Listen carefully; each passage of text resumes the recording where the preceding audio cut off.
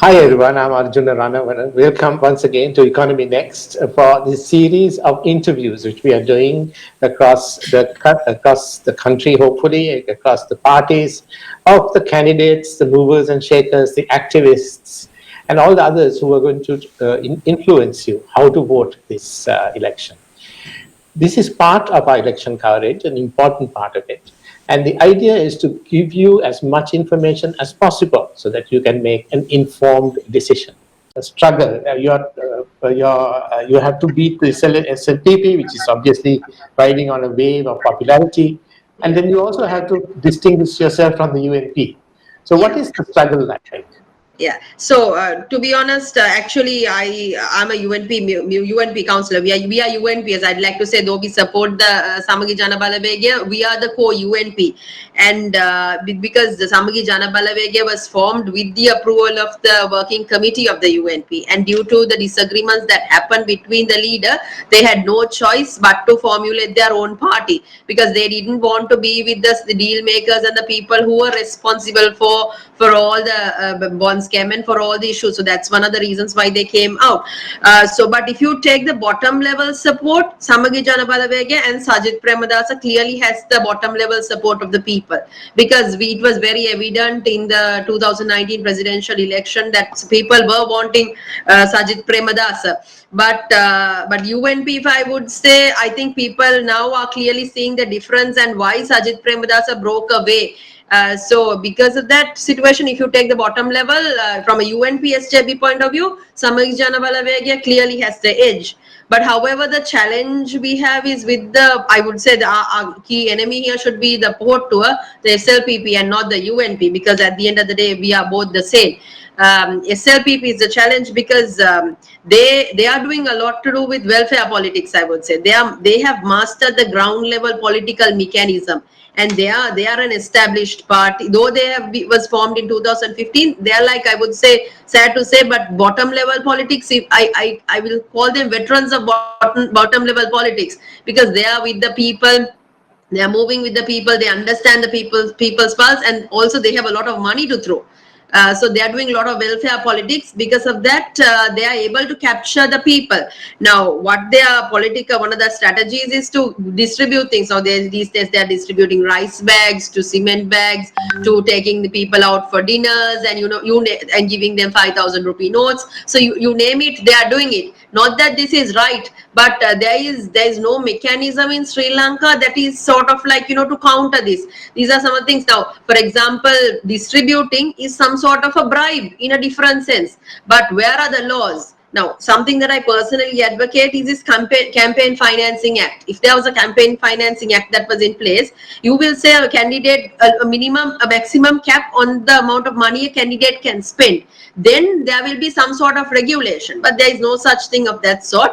So the candidates who have money are coming and throwing it, and then it's like they're buying over votes. So there is no other choice, but people are also, the bottom level people are falling for it.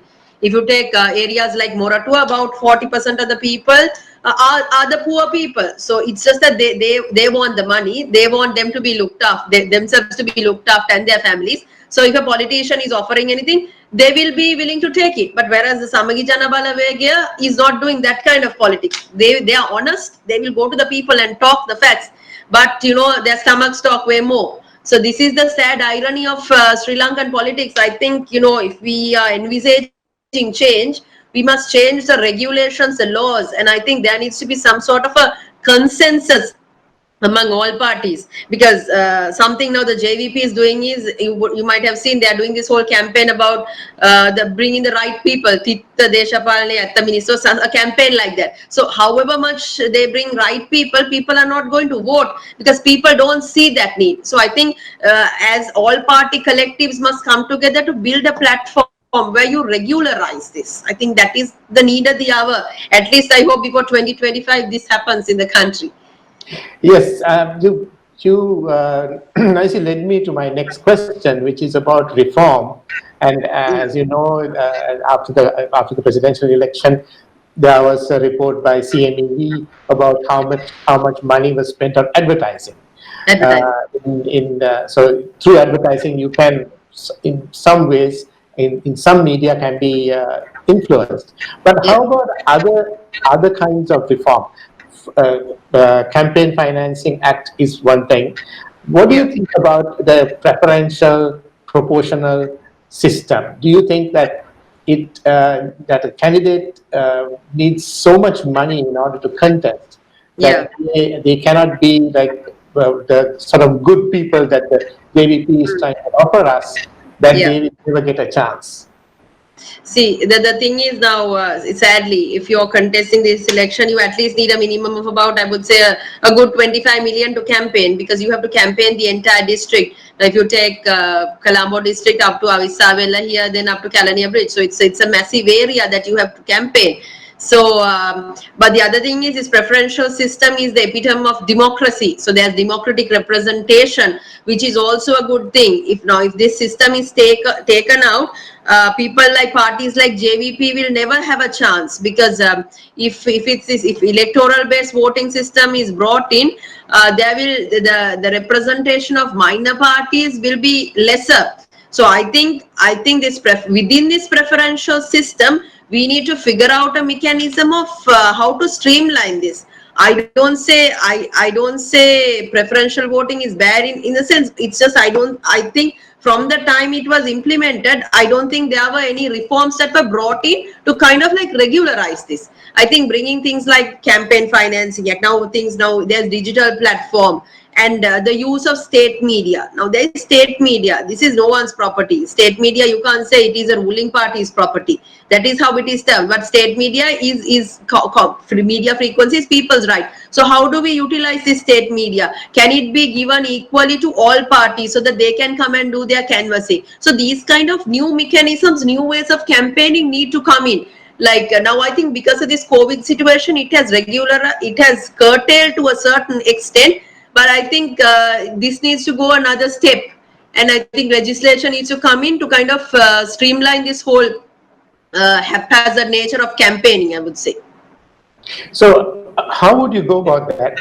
You would need a consensus in Parliament, right, to get that kind of act through. I mean, you can see how long it took for us to get the Right to Information Act, which was first proposed, I think, in 2002. And it took us nearly 20 years, right? These are difficult things, and because the people who are in power enjoy an advantage because of these irregularities, it will be really difficult. So how would you as an activist try to mobilize opinion or mobilize the people to come to do these reforms?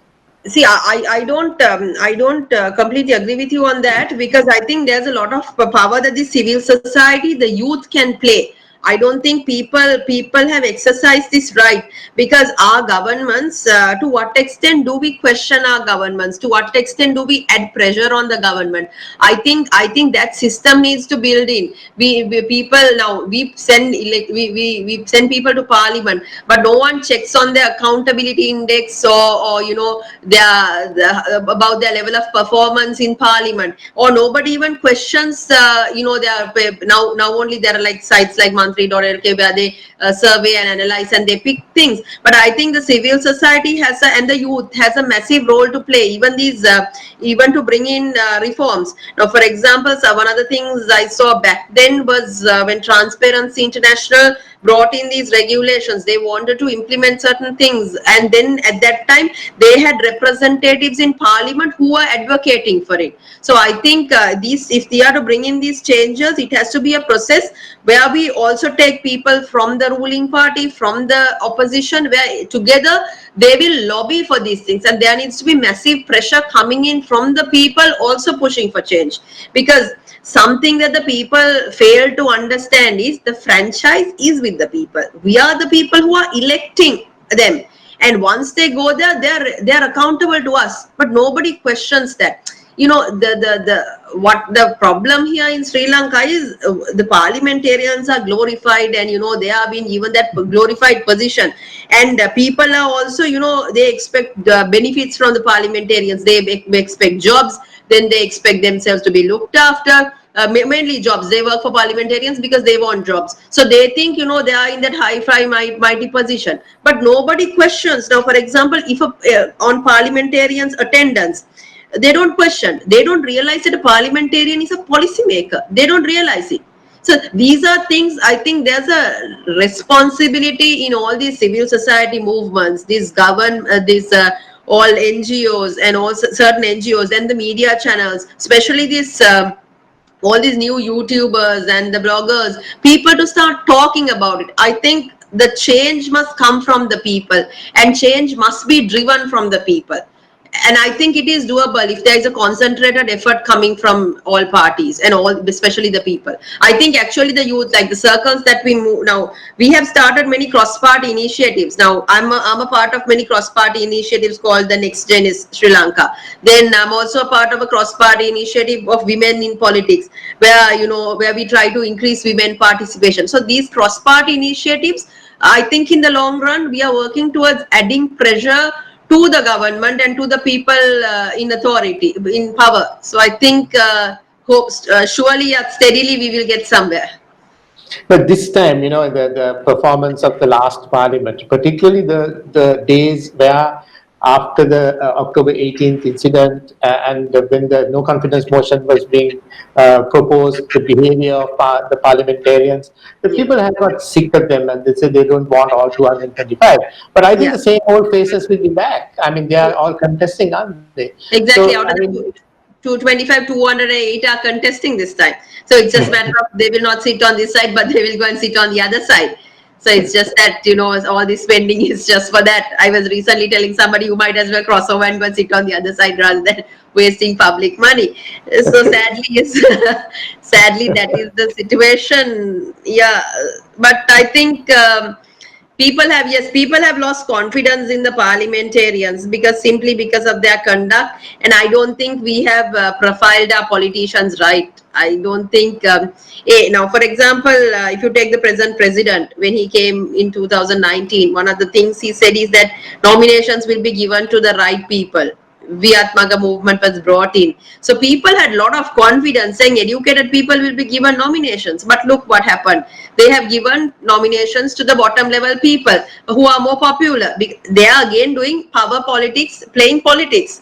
So now it's like within a period of 8 months, the confidence, the president who has promised to the people, it's become an utter lie. So where is the confidence level? So these are questions, that's what I'm saying.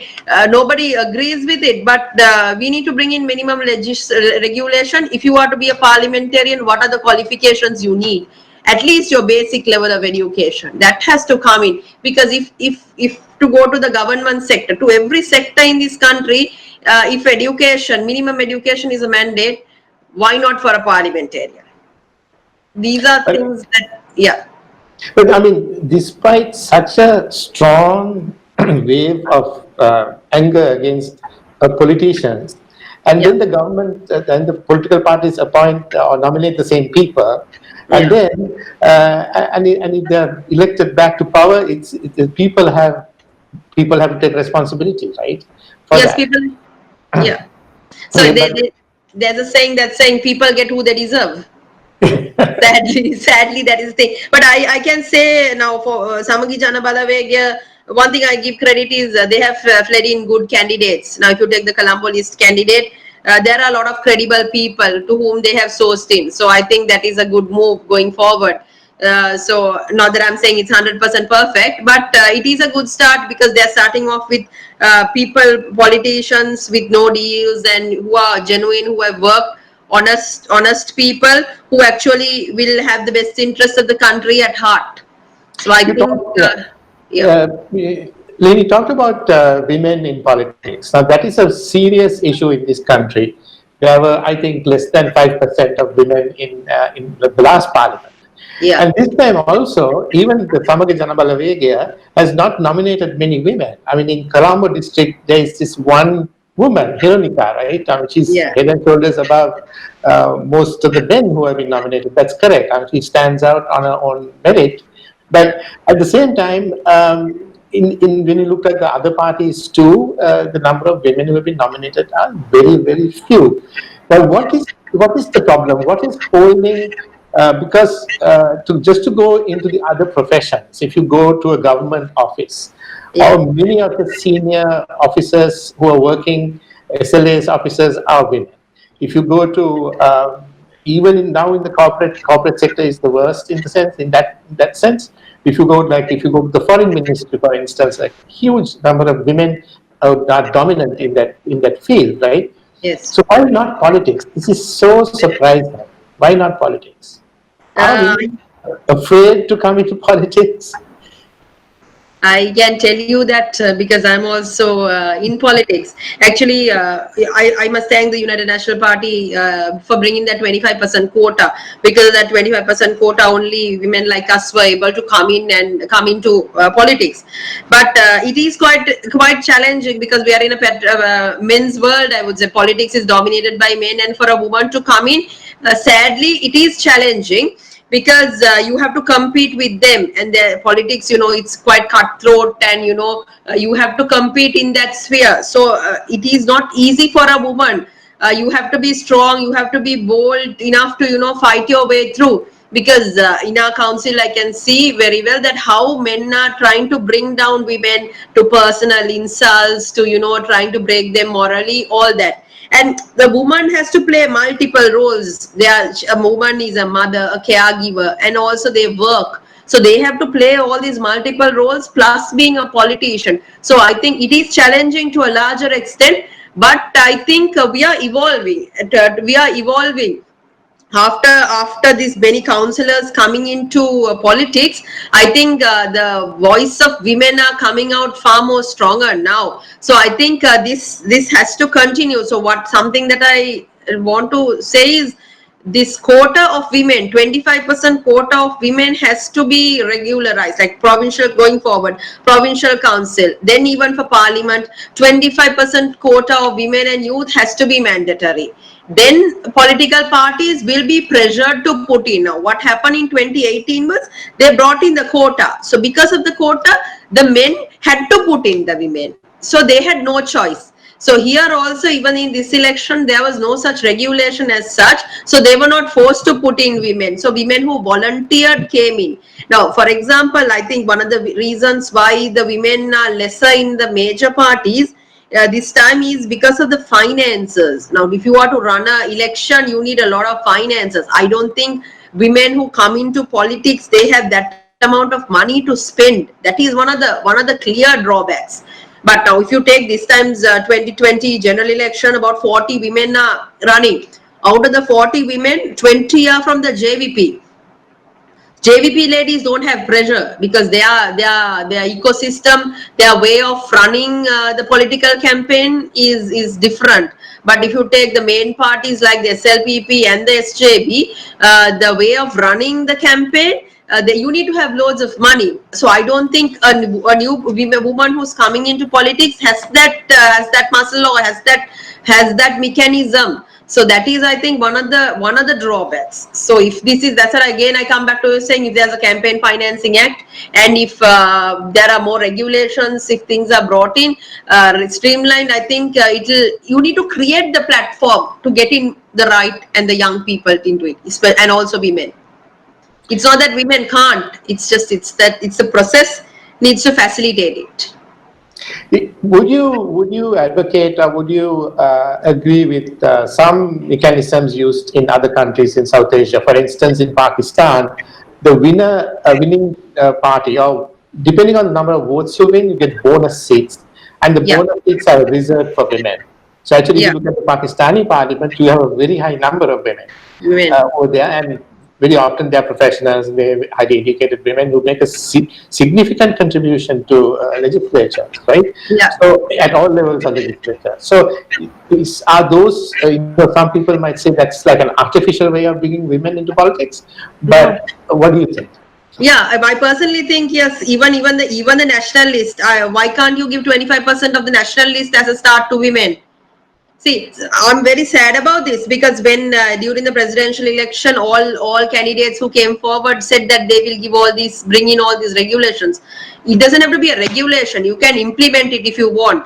But what happens now? Even the national list now, they can say 25% of it is mandatory for women. So you can bring in corporate sector women, you can bring in women activists, you can bring in women who are strong on their legislature, who can make reforms. But it is not happening. I think the politicians don't have the will. They don't want to give that position to the women. I say this very strongly. Sadly, women have to fight with the men to get their place. Even though we are 52% of the population, we have to ask the men to recognize us. I think that needs to change. So the voice of the women need to be way more rebellious to kind of escalate this and find their own way. Sadly. For you personally in this election, what is the single most important issue that you think the voter has to decide about? I think this election is a very crucial election.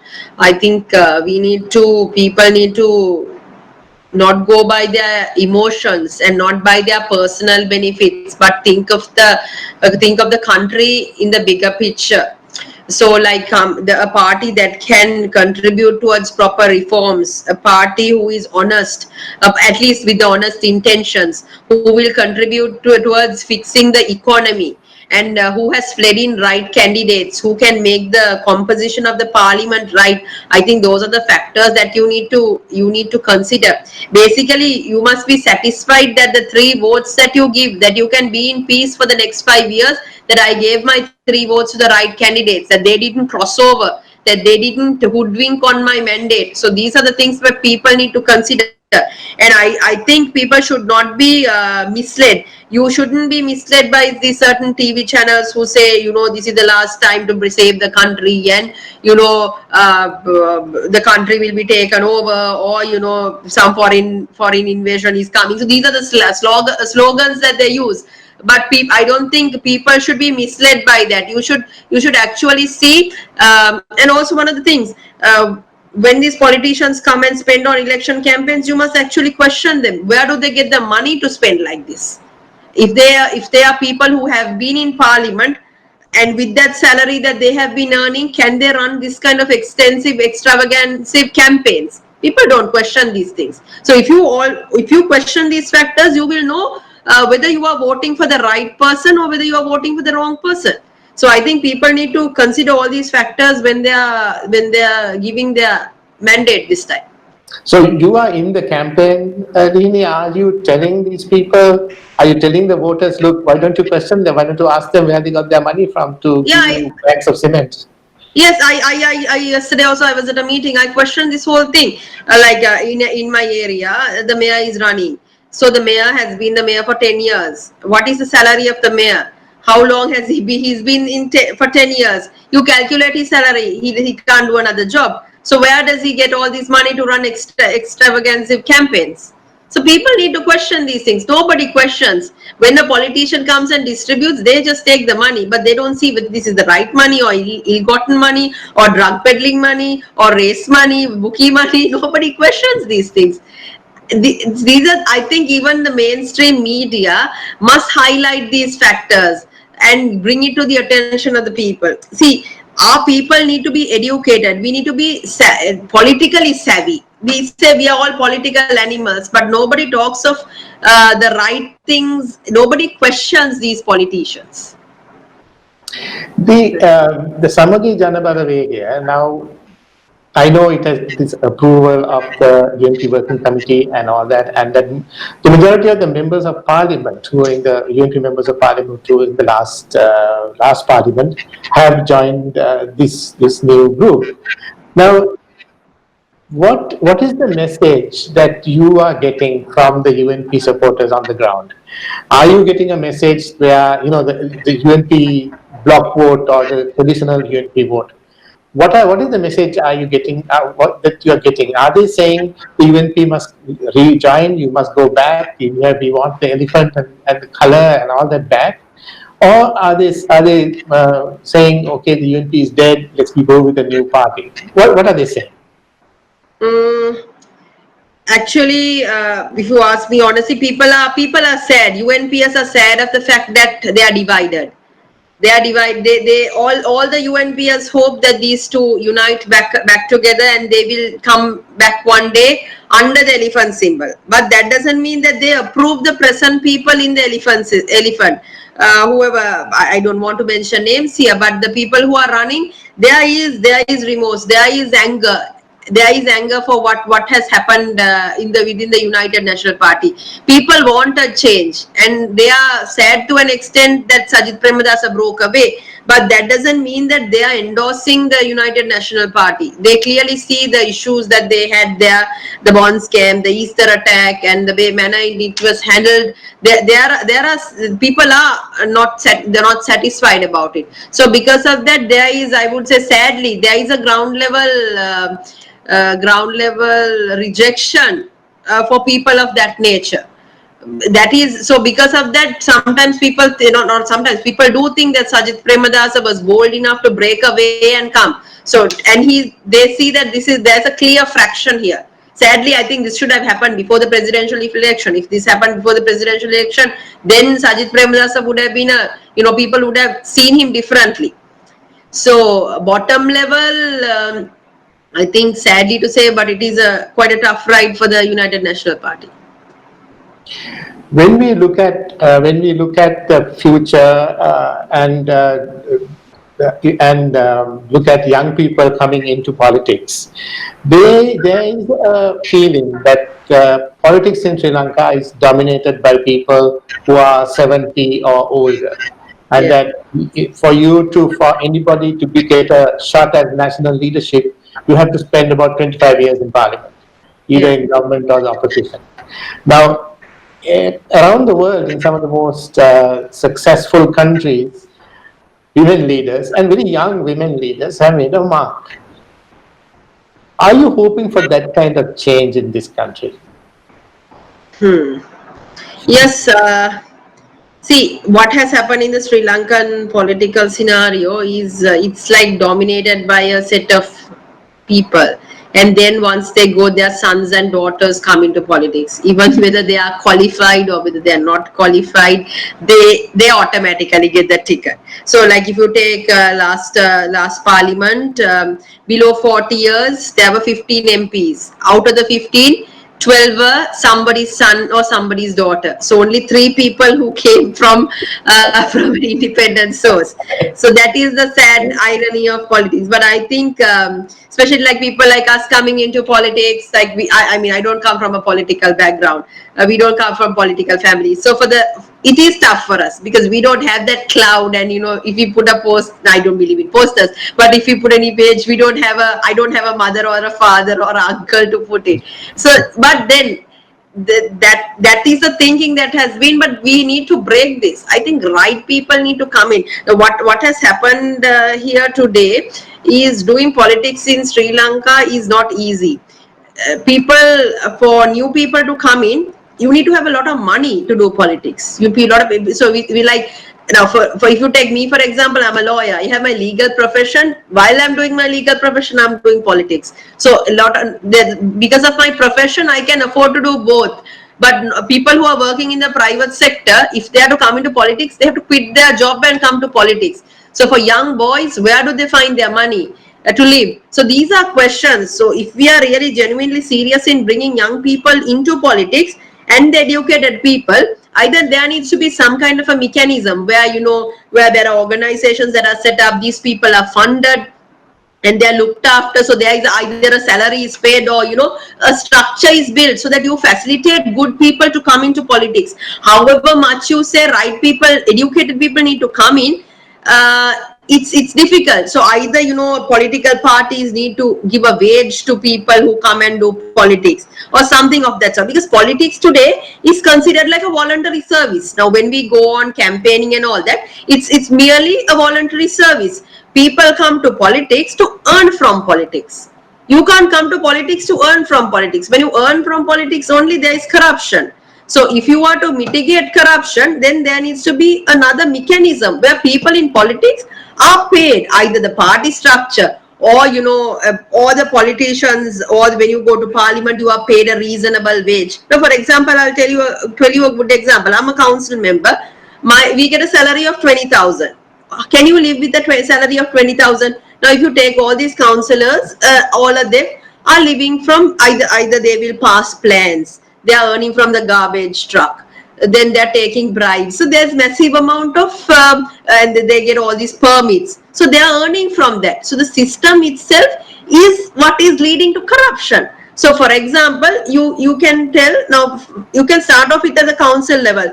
You say a councillor, you are paid an increased wage, like a good wage where a decent person can live. And then you invite young people to come and contest. So then if that is provided, then maybe people who are working in the private sector, people can take a chance, then come and be a council member. So that's what I'm saying. This system needs to change. You need to look at politics in a broader sense, and somebody needs to fix this. That's what I'm saying. The political leadership and the will needs to happen. Needs to be there. Yeah, so I mean, so much of reform is needed. So much of reform is needed, yes. So finally, when we look at what is at stake in this election, tell me what is at stake. Now, you said the SLPP has a really good organization. It has a good ground. There's a really good ground game, is what you were saying, right? If they have a really good ground game, they understand the politics and they've organized themselves and they're very well prepared, then they deserve to win. But why shouldn't they win? Tell me why are you campaigning not to allow the SLPP to win? Why are you campaigning against them? What is the motivation that you have? I will answer this way. I recently went and asked people why are they voting for SLPP? Do they actually have a solid reason to vote for SLPP? I asked this question from 10 people. None of them had answers. None of them had answers. So not that they agree that SLPP is doing the right thing. They know there is bad economic management. They know that there is the prices of essential goods are high. They know that whatever they promised has not been delivered, but yet they vote for them, sadly. So it is because I think it's that they have created this whole facade around them, saying that they are the ones who can save the country, and if they've not voted for them, that there is political instability. So they have created that fear among the people, and I don't think UNP and SJB has been able to counter that effectively.